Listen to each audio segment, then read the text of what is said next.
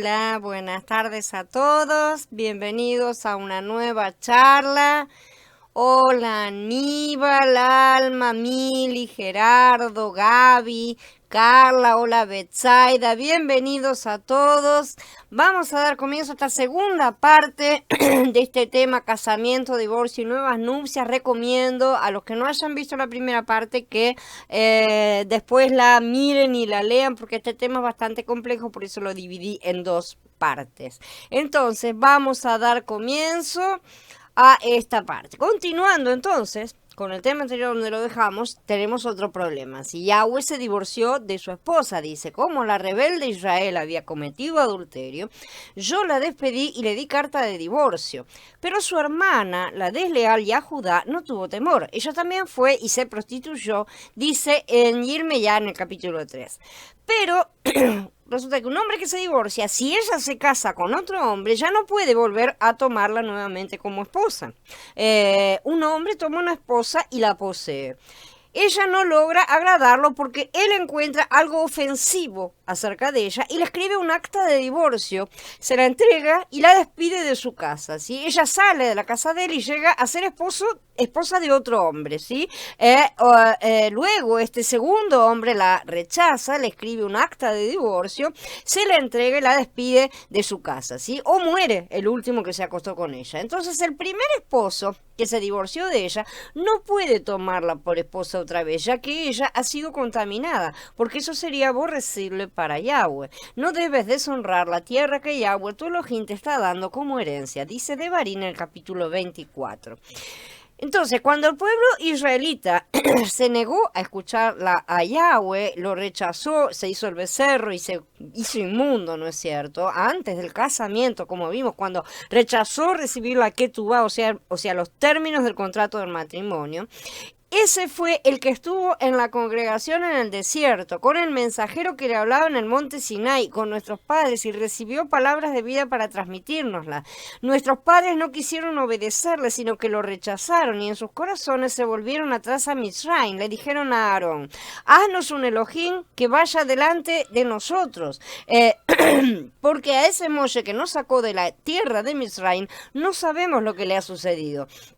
Así que hicieron un becerro en aquellos días y le ofrecieron un sacrificio al ídolo, y se regocijaron en las obras de sus manos. Entonces Elohim les volvió la espalda y los abandonó para que sirvieran al ejército del cielo, como está escrito en el libro de los profetas. ¿Acaso me ofrecieron víctimas y sacrificios por 40 años en el desierto, casa de Israel? Y también después en Mase 7 dice, testarudos, incircuncisos de corazón y de oídos, ustedes siempre resisten al espíritu de santidad. ¿Cómo hicieron sus padres, así hacen ustedes? ¿A cuál de los profetas no persiguieron los padres de ustedes? Ellos mataron a los que anunciaban de antemano la venida del justo, el mismo a quien ahora ustedes han traicionado y matado. Ustedes que recibieron la Torá por mediación de mensajeros y no la han observado. Cuando oyeron estas palabras se sintieron heridos y empezaron a crujir los dientes contra él. Estamos hablando aquí de Esteban, ¿no es cierto? Ese es el final del discurso de Esteban.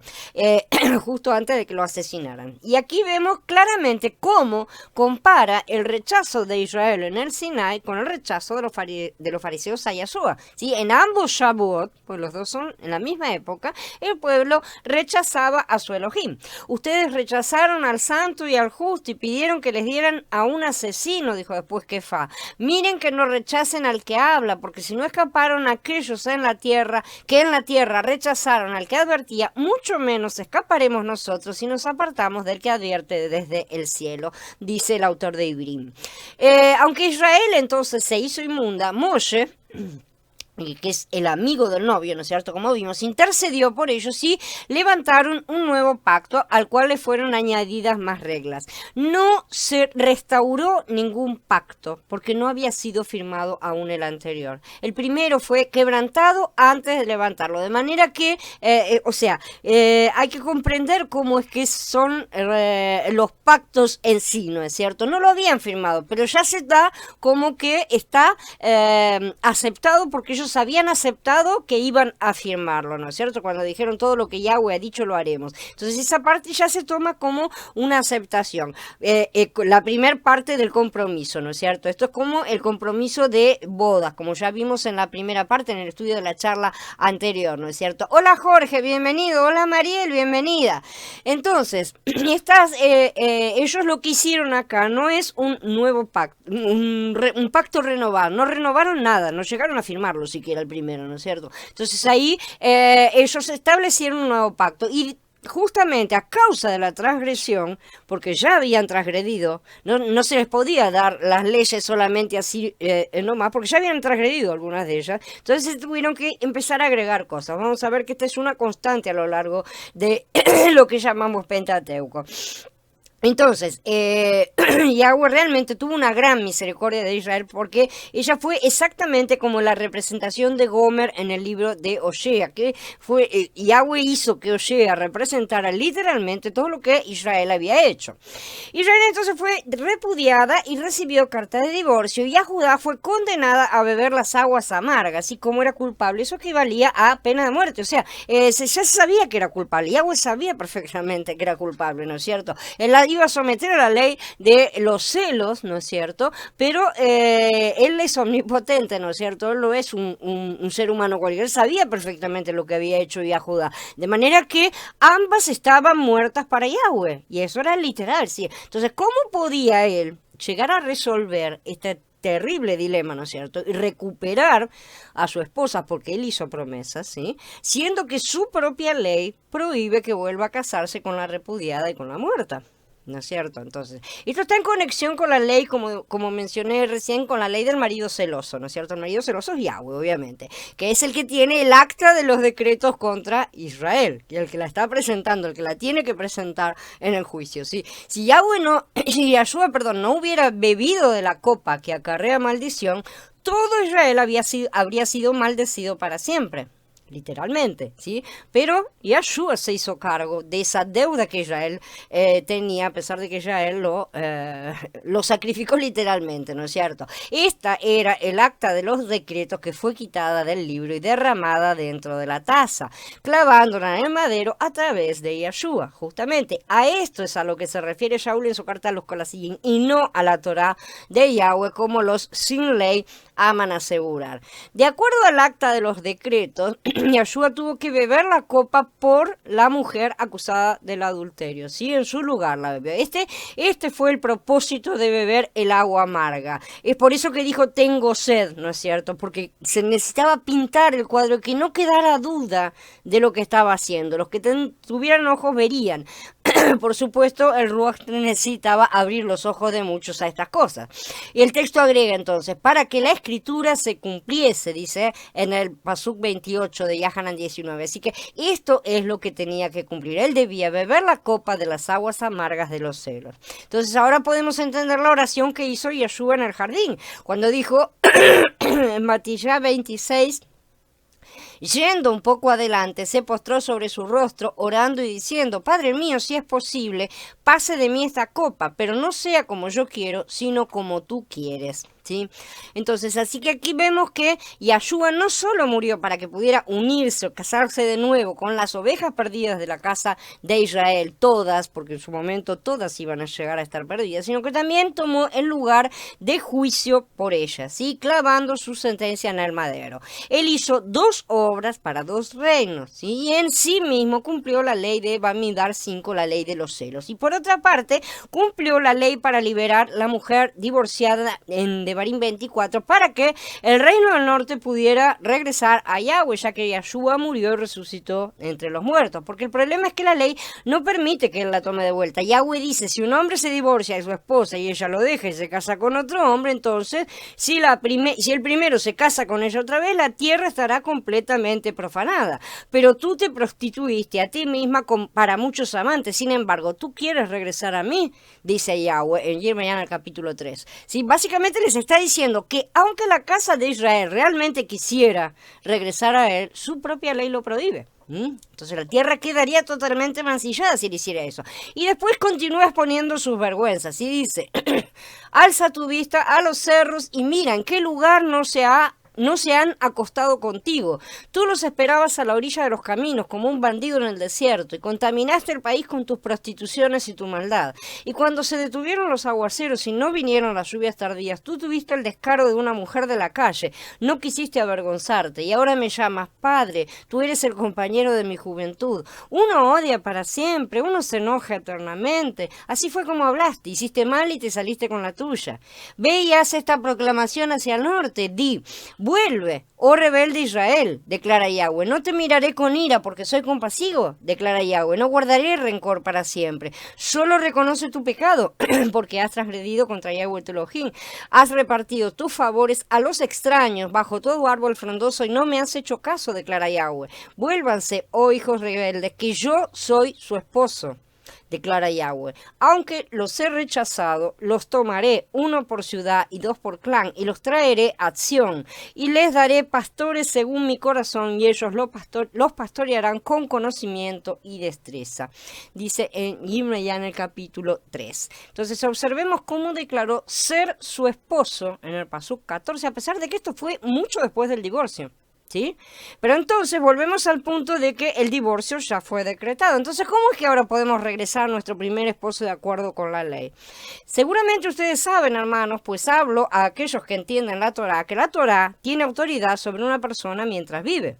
Por ejemplo, una mujer casada está ligada por la Torá a su esposo mientras él vive, pero si el esposo muere, ella es libre de la parte de la Torá que tiene que ver con esposos. Entonces, mientras el esposo está vivo, si ella se casa con otro hombre, es declarada adúltera, pero si el esposo muere, ella es libre de esa parte de la Torá, de tal manera que si ella se casa con otro hombre, no es adúltera. Asimismo, mis hermanos, ustedes han sido hechos muertos con respecto a esta parte de la Torá por medio del cuerpo de Mashiach y Yahshua, para que así pertenezcan a otro, es decir, a aquel que fue levantado de la muerte, a fin de que podamos producir frutos para Yahweh. Me parece que queda bien clarito, ¿no es cierto? Esto está en Romanillín en el capítulo 7. Entonces, hasta en nuestras leyes actuales, cuando el marido muere, la viuda queda libre para volver a casarse dentro de la ley, no comete adulterio si se vuelve a casar, ¿sí? ¿Acaso la mujer viuda queda libre de toda la ley en ese caso? Por ejemplo, ahora puede robar, puede matar, puede hacer lo que quiera. Por supuesto que no, evidentemente, ¿sí? Solamente queda libre de la parte que le corresponde respecto al matrimonio, ¿no es cierto? Entonces, de la misma manera, estando nosotros muertos en pecado, somos librados de esa parte de la Torá que nos condenaba, pero no del resto de la Torá, ¿sí? No de toda la Torá, sino solamente de esa parte, que era la que nos mantenía amarrados al esposo. El esposo se muere, se terminó, no hay más ligación. Y Yirmiyah no solo revela la culpabilidad del reino del norte, sino también del reino del sur, ¿sí? Yahudá, o sea, de hecho, él revela cómo Yahudá fue aún peor que Israel, dice, pero Yahshua, al cumplir con Bamidbar 5, justifica a Yahudá tanto como a Israel. ¿Sí? Ahora tiene sentido por qué vemos a Shaul diciendo, cuando dice, destruyendo en su propio cuerpo la enemistad ocasionada por la Torá con sus mandamientos, manifestada en la forma de dogmas. Él hizo esto para crear en unión con él mismo de los dos un hombre renovado y entonces hacer shalom, para así reconciliar para Yahweh ambos pueblos en un solo cuerpo, siendo ejecutado como un criminal, entonces mató en sí mismo esa enemistad, dice Fesillín en el capítulo 2. Entonces, ¿por qué creen que dice ambos y los dos? Es evidente, tú caminaste por la senda de tu hermana, así que yo pondré su copa en tu mano.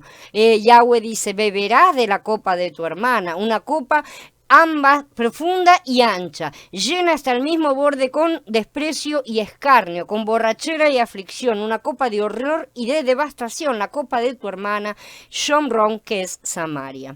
¿Sí? Entonces ya Judá y Israel van a tener que tomar de la copa, ¿sí? Pero aquellos de Yahudá y de Israel que acepten la salvación de Yahshua, ya desde ahora pueden caminar sin mancha alguna, ¿sí? Ya pueden empezar a tener sus primicias, por así decir, de la vida que vamos a llegar a tener en aquel momento, ¿sí? Nosotros ya no tenemos por qué ser acusados, siendo que Él cargó con nuestros pecados para que pudiéramos volver a acercarnos a Yahweh. ¿sí? No para que tiráramos el resto de la ley a la basura, evidentemente, sino para que pudiéramos retomar nuestra vida en el punto en que corporativamente la habíamos dejado. Entonces, Yahshua tenía que beber de la copa, ¿sí? La copa que contenía el agua amarga que iba a ser dada a la esposa acusada de adulterio, le fue dada a él. Él sabía cuál sería el resultado de beber esa copa, la muerte de la adúltera. Evidentemente, la adúltera iba a morir irremediablemente porque no hay condiciones de que un ser humano pase por esa instancia, ¿no es cierto? Y su crimen era verdadero. Así que no tenía forma de salvación. Es por eso que en su oración Elohim le pide que sea quitada. Cuando pidió que pase de mí esta copa, estaba declarando su inocencia. ¿Sí? O sea, que pase de mí, porque él se estaba colocando en el lugar de la adúltera, ¿no es cierto? Se estaba poniendo como siendo acusada injustamente de adulterio. Él no era acusado, él era inocente. Entonces él está declarando su inocencia en ese momento y dice que esa copa no me afecte, porque yo soy inocente. ¿Se entiende lo que está diciendo? Estaba diciendo que esta copa no mienta, que esta copa no diga que yo soy culpable, porque si la copa hubiera mentido y hubiera declarado culpabilidad sobre él, no hubiera servido de nada, ¿no es cierto? Si hubiera sido un juicio de los hombres, evidentemente, no habría servido de nada, pero como era un juicio justo declarado por el padre no podría decir que él era adúltero, de manera que su inocencia fue imputada al cuerpo, ¿no es cierto? Y a todos nosotros. Él se colocó en sus manos en ese momento para que él cuidara, el padre cuidara de ese trago amargo, ¿no es cierto? Él estaba entregando su vida en las manos del padre. Él no era culpable de adulterio, pero estaba dispuesto a hacer la voluntad de Yahweh y beber esa copa en el lugar de la adúltera. Entonces, por eso podemos considerar en este sentido nuestros caminos, ¿no es cierto? Para que al momento de la tribulación no nos encontremos en adulterio espiritual con el mundo, ya que todos los que se encuentren en tal estado van a perder su galardón.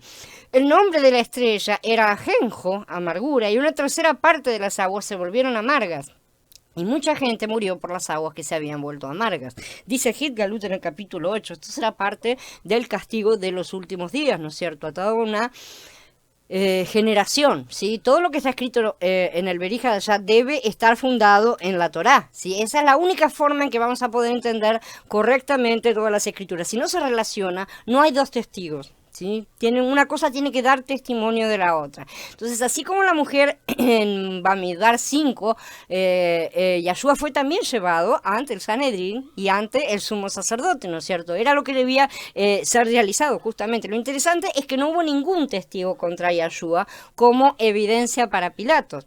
Por lo tanto, Pilatos no encontró ninguna falta en Yahshua, tal como lo declaró. Pilatos dijo a los principales Kohanim y a la multitud: no encuentro ninguna base sólida para acusar a este hombre. Eso lo declaró Pilatos en Lucas, en capítulo 23. Entonces, como no había testigos contra Yahshua, era necesario que Yahshua bebiera la copa, porque si no hay testigos contra la mujer y solamente es la sospecha del marido celoso, entonces ese juicio quedaba en manos de Yahweh, directamente lo colocaba en manos del juicio divino en sí, ¿no es cierto?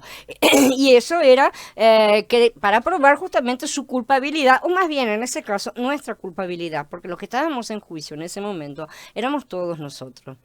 Cuando el Cohen escribirá estas maldiciones en un trozo de cuero, rollo, y luego las lavará para que caigan dentro del agua amarga, y hará que la mujer beba el agua amarga, el agua de amargura y maldición. El agua de maldición entrará en ella y se convertirá en amarga, es lo que dice que sucederá Bamidbar en el capítulo 5, ¿no es cierto? Hola Magnolia, bienvenida.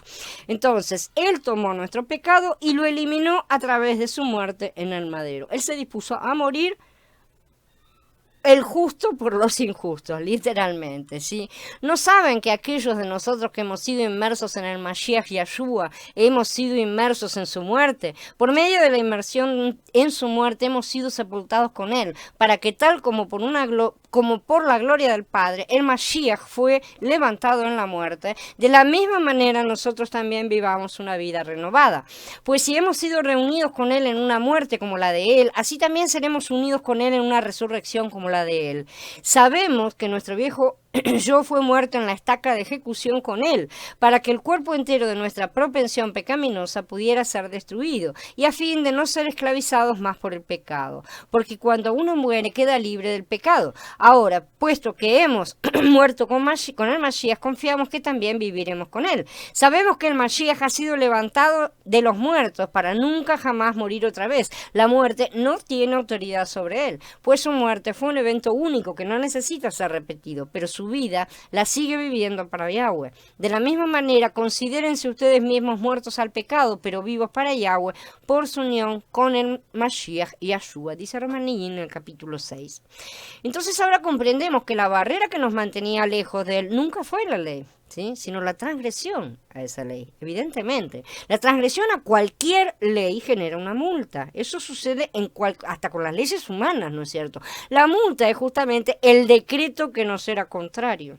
Esa es la multa. Fue el pecado, el quebrantar sus leyes, lo que nos mantuvo lejos de él verdaderamente. ¿Por qué? Porque uno no se puede acercar al juez si está en transgresión, ¿no es cierto? Entonces, conocer y guardar sus leyes es conocerlo verdaderamente a él. La maldición es el resultado de no obedecer la Torá, sus instrucciones perfectas. La ley es neutral, bendice y maldice. Y está escrito en la ley misma, si todo depende de nuestra obediencia o desobediencia. Por lo tanto, nuestra obediencia produce bendiciones y nuestra desobediencia produce maldiciones. Y somos nosotros mismos los que estamos provocando esa situación. Miren que pongo hoy delante de ustedes la bendición y la maldición. Bendición si obedecen los mandamientos de Yahweh Elohim que yo les ordeno hoy. Y maldición si no obedecen los mandamientos de Yahweh Elohim, sino que se apartan de la senda que les trazo hoy y siguen a otras deidades, las cuales ustedes no han experimentado. Dicen Devarim 11. Yo llamo al cielo y la tierra para testificar contra ti hoy que yo te he presentado con la vida y la muerte, la bendición y la maldición. Por lo tanto, escoge la vida para que vivas tú y tu descendencia, dice en el capítulo 30 un poco más adelante, ¿no es cierto? Entonces, habiendo transgredido todo, el pecado y las transgresiones trajeron maldición sobre maldición, se fueron acumulando. Entonces, sin embargo, Mashiach quitó todas las barreras, ¿sí?, que nos impedían regresar a nuestro primer marido, nuestro Padre Yahweh. Pero en cambio, el Tanaj encierra todo bajo pecado, para que lo que fue prometido pudiera ser dado sobre la base de la confianza, con llenura de fe de Yahshua HaMashiach a los que permanecen confiando en la llenura de fe. Dice Galutia en el capítulo 3. Recordemos entonces que las obras de la ley tienen que complementar nuestra fe.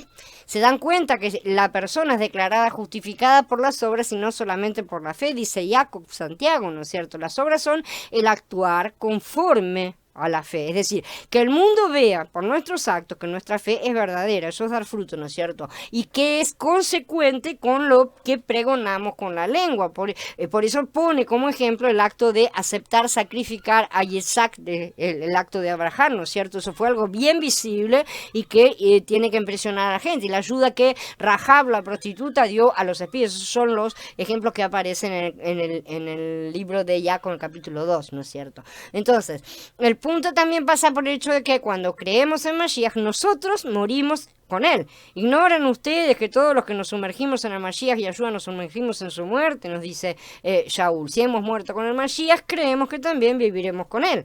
En el momento en que creemos, nacemos de nuevo, ¿no es cierto? De esta forma, en nuestro nuevo hombre, somos nuevamente vírgenes. Ahora podemos prepararnos como novias puras. Nuevamente, algo que era imposible en nuestra vieja condición. Si somos injertados en el olivo, dejamos de ser gentiles. Es hora de que los que creen en Mashiach comprendan que los cristianos están mucho más cerca de él que los judíos que aún lo rechazan. Lamentablemente, esa es la realidad, porque la cuestión para estar cerca de Mashiach es aceptarlo.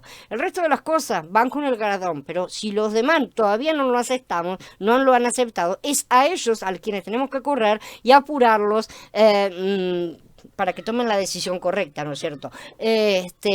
Porque realmente es importante, se están perdiendo, no tenemos que ir a pedirles consejos de cómo hacer las cosas si ellos están en el camino equivocado.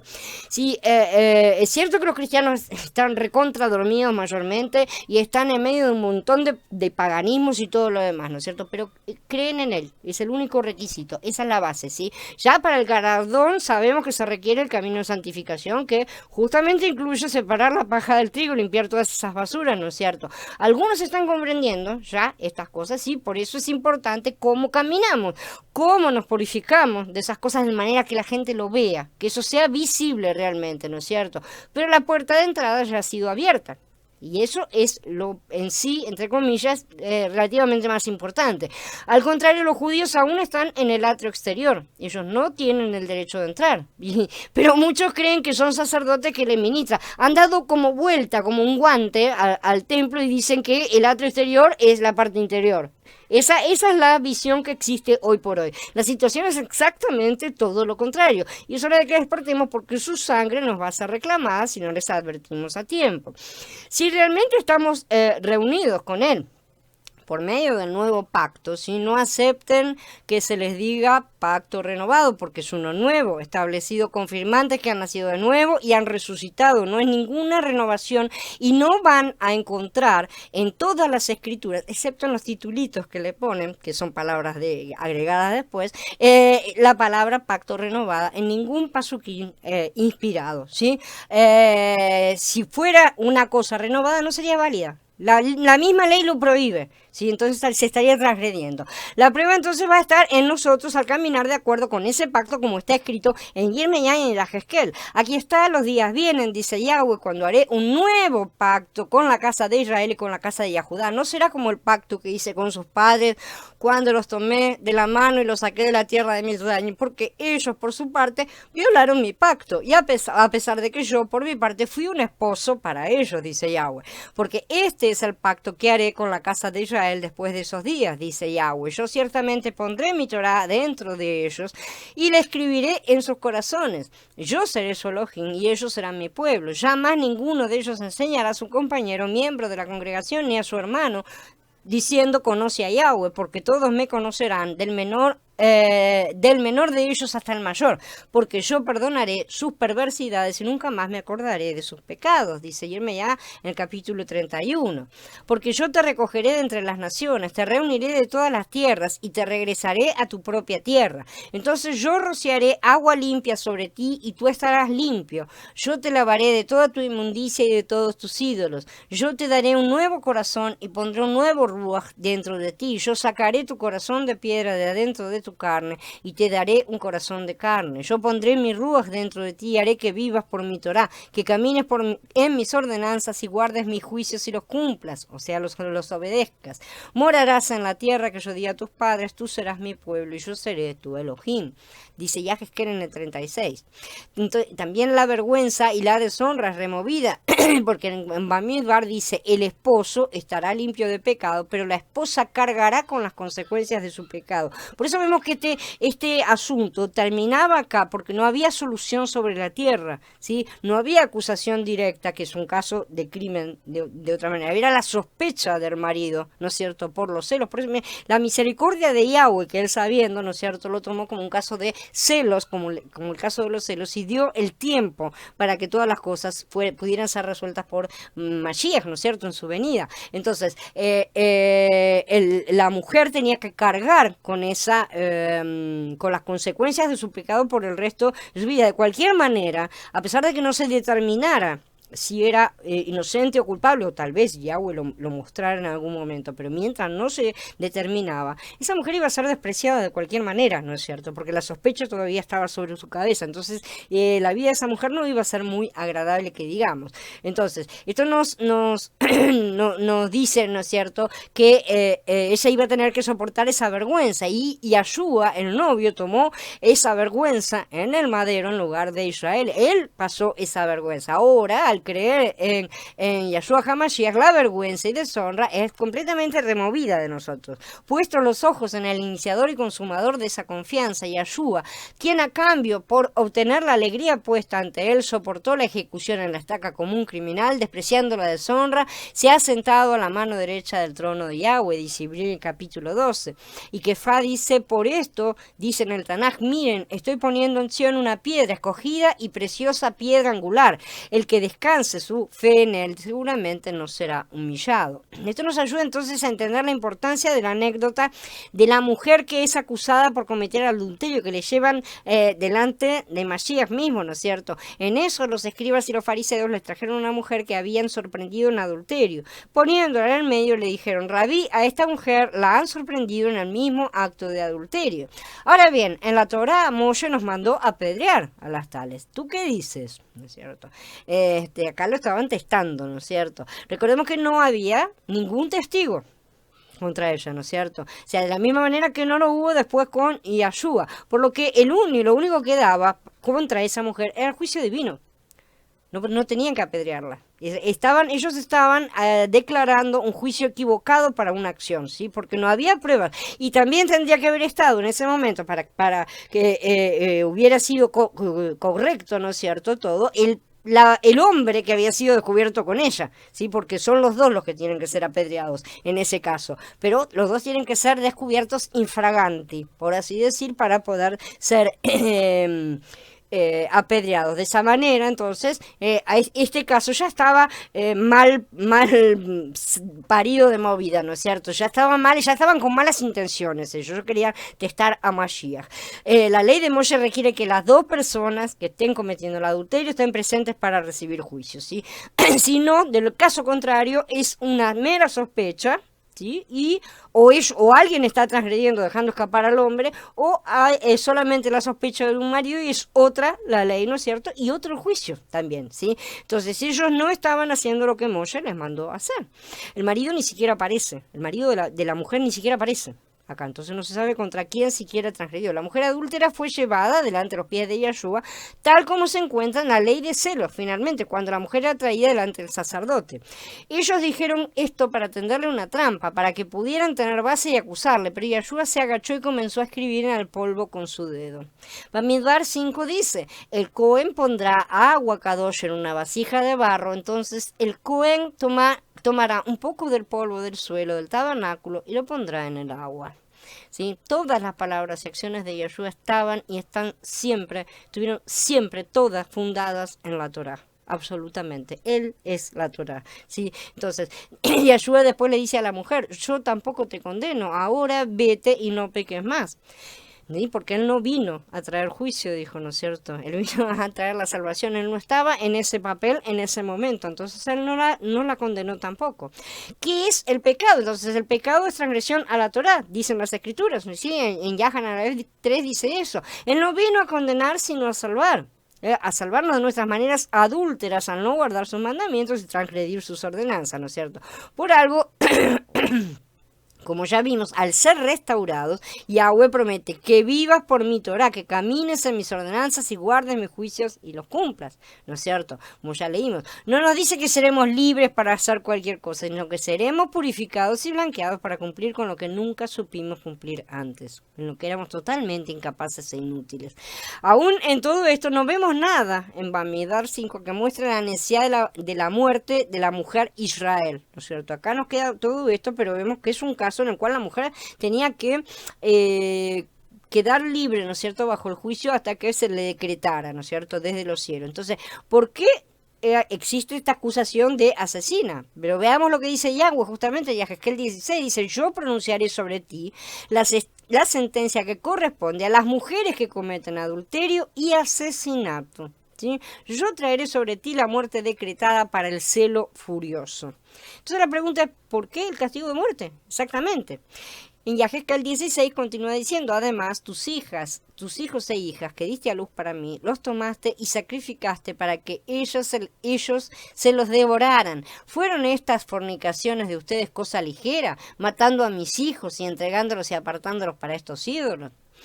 Entonces, el Evangelio de Yahshua realmente es impresionante, ¿no es cierto? No solo toma sobre sí mismo el juicio por el adulterio de Israel, sino que también es juicio por el asesinato. No hay un solo cargo, había varios, ¿no es cierto? Por eso murió en el madero, ¿sí? Vida por vida. Es increíble cómo todo esto se relaciona, ¿no es cierto? Para traer a todo Israel de nuevo al pacto, ¿sí? Ya que él proveyó, él tenía que proveer la expiación necesaria justamente para todo Israel y para todas las transgresiones cometidas, ¿no es cierto?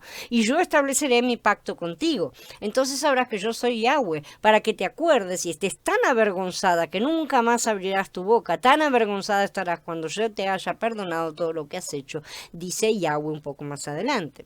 Y Yahshua viene cargando las maldiciones que todo Israel quebrantó. Sí, ahora se entiende de otra forma porque Yahshua dijo, no piensen que he venido a abolir la Torah y los profetas, he venido no a abolir sino a completar, ¿no es cierto? Solo a través de Yahshua podemos regresar. Los dispersos del reino del norte que no creen en Yahshua no pueden regresar a Yahweh porque no creen, ¿sí? Los dispersos del reino del sur tampoco. Y ese es un grave problema. Yahweh dispersó a todos entre las naciones para cumplir la promesa hecha a Abraham de que su descendencia sería bendición a las naciones. Y luego Yahshua vino a pagar la deuda y a enviar a sus discípulos a buscar a las ovejas perdidas, justamente, ¿sí? Estas ovejas se habían convertido en gentiles, se mezclaron con ellos y ahora están regresando, ¿no es cierto? Pero muchos aún no han creído, todavía no es el tiempo final, ¿sí? Ni dentro de las dos casas, ni entre las naciones, todavía se tiene que completar el número, ¿no es cierto? Porque muchos les he contado de ellos a menudo anteriormente, igual ahora lo digo con lágrimas, viven como enemigos del madero del Mashiach, están en camino a la destrucción, su meta es el vientre, están orgullosos de lo que debían estar avergonzados, puesto que están ocupados con las cosas del mundo, dice Shaul a los Filipiyim en el capítulo 3. Shaul se refiere de nuevo a la maldición en Bamidbar 5 aquí, ¿no es cierto? Estos son enemigos del madero de Yahshua, se prostituyen con el mundo y no se están dando cuenta que continúan siendo adúlteros a pesar de haber sido librados. Entonces ese tipo de cosas les impedirá acceder al perdón absoluto. O sea, el decreto del perdón ya ha sido emitido, pero algunos no lo están tomando cabalmente. Por lo tanto, no se les permitirá asumirlo. O sea, si creen que van a poder tomarlo 5 minutos antes, hacen cualquier cosa, y 5 minutos antes ya acá estoy, no va a ser de esa manera. Yahweh no es bobo para que lo tomen de bobo, ¿no es cierto? Entonces, tomemos en cuenta que estas leyes siguen siendo aplicables hoy en día para su pueblo como lo era en aquel tiempo. Si quebrantamos la Torah a propósito, después de conocer lo que Yahshua hizo en el madero por todos, ya no habrá perdón por los pecados, porque si deliberadamente continuamos pecando después de haber recibido conocimiento de la verdad, ya no queda más sacrificio por los pecados, sino una aterrorizante expectación de juicio, de fuego rabioso que consume a los enemigos. El que no hace caso a la Torá de Moshe, por el testimonio de 2 o 3 testigos, muere sin compasión. Piensen en todo lo peor que será el castigo merecido por alguien que haya pisoteado al Hijo de Yahweh, que haya tratado como algo común la sangre del pacto que lo hizo Kadosh, y que ha insultado al Ruach HaKodesh, dador de la misericordia de Yahweh. Ese es el pecado imperdonable. Estas personas van a tener que pagar el precio completo de su deuda, y de nuevo se nos confirma la ley de que la ley de Elohim es verdaderamente santa y justa, y es a través de esa ley que todos seremos juzgados. Bien, habiendo terminado, quedo a disposición de ustedes para las preguntas, comentarios que necesiten hacer. Dice Eduardo, hay algunas versiones bíblicas que comentan que el relato de la mujer adúltera está agregado. No sé absolutamente nada de eso. La mayoría termina siempre diciendo que lo que no les gusta o no les encaja con las cosas que ellos están poniendo está agregado. Esa es la última versión de muchos. Sin embargo, aparecen todas las traducciones y en las más antiguas también, lo cual hace que difícilmente sea un hecho real. Ya se está volviendo manía eso, ¿no es cierto? Es moda ya, no me gusta, esto no me encaja, ¿eh? Así que está agregado, algún malvado lo agregó. No, realmente, normalmente queda claro, ellos no saben qué hacer con todas estas cosas. Sin embargo, todo esto forma parte del trabajo que Mashiach vino a hacer en su primer venida, ¿no es cierto? Él venía a ver cómo estaba la situación y si realmente los viñadores estaban produciendo fruto o no, ¿no es cierto? Fue vinagre con hiel, Gerardo. No fue solamente vinagre. Hay un momento en el cual toma vinagre y hay un momento en el cual toma vinagre con hiel y ese lo rechaza. Son dos cosas lo que tomó. ¿Mm? Y se lo probó pero no lo tomó. No necesitaba cumplir con tomarlo todo porque el vinagre, después vamos a ver lo que es realmente la hiel, lo que se ha traducido como hiel, que no es en sí hiel, simplemente, no es una palabra tan inocente. Lo vamos a ver en otro estudio porque no viene al caso, sin embargo, es vinagre con hiel. Acá está Matías 27, ¿sí? Que justamente es la cita de ese mismo, le dieron a beber vinagre mezclado con hiel, pero después de haberlo probado no quiso beberlo, no necesitaba beberlo literalmente, ¿no es cierto? Lo que tomó Mashiach fue vinagre fue vinagre con hiel, ¿está? Gerardo, con hiel, no es vinagre y nada más. En otras lo vamos a ver en otro estudio, porque esto realmente es un estudio importante. En otras traducciones, como esta que te acabo de pasar, te pone ajenjo, lo traducen como ajenjo, tampoco es ajenjo, ¿sí? En realidad es opio, pero eso se va a ver en otro estudio porque hay que probarlo, hay que mostrarlo y ver todo el desarrollo de las cosas. Por eso es que no quiso tomarlo, porque por eso se les daba también a los condenados a muerte para adormecerlos, ¿no es cierto? Y evitarles el dolor, ¿no es cierto?, al final, ¿sí? Entonces, por eso es que le daban eso. Pero esas eran las aguas amargas. Él las probó, pero no tenía que hacerlo porque realmente el juicio pasaba por otro lado, ¿no es cierto? La cosa pasaba por el aspecto espiritual del asunto, no solamente el cuadro, ¿sí? Dice Mili, no había pensado en eso, cierto, no presentar a los testigos, solo lo hacían para tentarlo. Exactamente, lo hicieron, inclusive Yahana mismo lo dice ahí, ¿no es cierto? Eso lo hicieron para probarlo, ¿no es cierto? Porque estaban buscando el motivo de acusarlo. Hacía ya en los últimos días de Mashiach, estaban buscando, y por eso le presentan un caso atrás del otro, ¿no es cierto? Hasta que, bueno, finalmente inventan uno, porque no tenía ningún caso, ¿sí? Esa fue la cuestión final. Y estaban haciendo esas cosas para testarlo. Y no se daban cuenta que en realidad los que estaban siendo testados por Mashiach eran ellos, ¿sí? Porque eran ellos los que estaban bajo inspección en ese momento, como vamos a estudiar en breve en otros estudios que van a venir un poquito más adelante.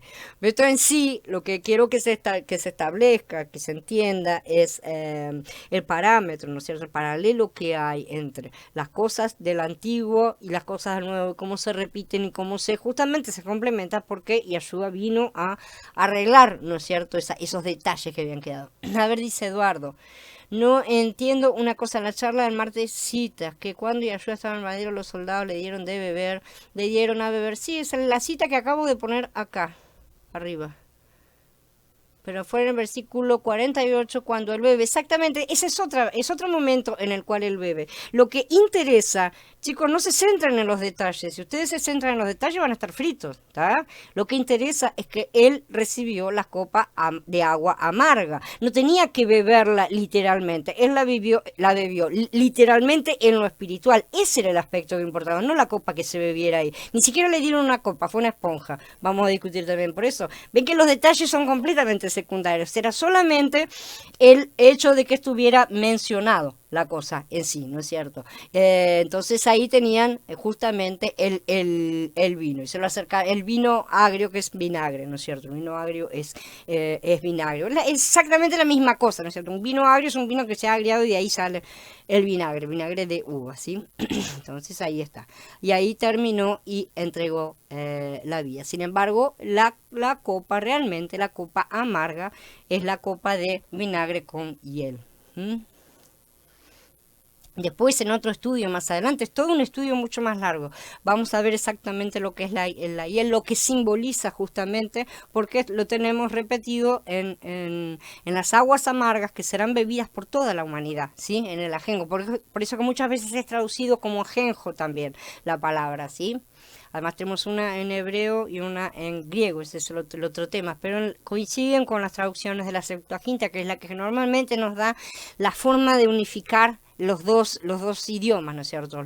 El Antiguo y el Nuevo Testamento en cuanto a cómo fueron escritos y con qué palabras fueron escritos, ¿sí? lo que te querían significar en sí. Exactamente, exactamente, Betsaida. Eso es realmente lo importante, ¿sí? Es necesario que nosotros muriéramos para que nosotros muriéramos a través de la muerte. O sea, ¿quiénes son los que morimos? Literalmente, ¿no es cierto? Sí, todos vamos a morir, ¿no es cierto? Todos morimos, creyentes o no creyentes. La cuestión es en quién morimos. Si nosotros morimos en Mashiach, porque hemos creído en él, ya estamos muertos, ya recibimos hoy la declaración de que ya estamos muertos en Mashiach, por lo tanto ya tenemos la vida en Mashiach. Los que no creen no lo tienen, eso evidentemente no es cierto, pero de esa manera ya estamos dentro del cuerpo para poder entrar en las bodas. La cuestión será cómo que vamos a entrar y cómo nos vamos a casar, ¿no es cierto?, allá en el final del milenio. Porque también está en cómo vamos a entrar al milenio. Pero eso es otro asunto, no tiene nada que ver. Esto es simple y sencillamente la puerta de entrada. Cómo nos ha liberado de nuestro viejo hombre, ¿no es cierto?, y ha hecho todas las cosas absolutamente de forma legal para que podamos acceder nuevamente a la relación con Yahweh, ¿no es cierto? Y la relación es de bodas, es de unidad, porque es lo que él ha determinado desde el primer día. Sin embargo, sus leyes son, ¿no es cierto? Él ha puesto leyes y él mismo las ha resuelto. Es complejo, es maravilloso de verlo, ¿no es cierto? Cómo él mismo ha resuelto todas esas cosas. Bueno, si no hay más preguntas, entonces vamos a dar por terminada la charla. Los espero el domingo. El domingo seguimos, vamos a seguir tratando. Ya vamos a empezar a entrar directamente en las cosas de la ley, y después ya vamos a empezar directamente con los mandamientos y que son la primera parte, ¿no sé? Son los principios en los cuales se basa la ley. Vamos a estar estudiando un poco todas esas cosas. Y así también Mashiach arregla nuestra vida si lo dejamos que Él viva en nosotros, porque muchos no lo dejan. Y ese es el problema. Necesitamos más de Él en nosotros para que arregle mucho más, ¿no es cierto? Porque hay tanto para arreglar acá adentro. Gracias a vos por la presencia, Eduardo. Abba te bendiga. Shalom a todos, hermanos, los espero el domingo, que Abba siga bendiciéndonos.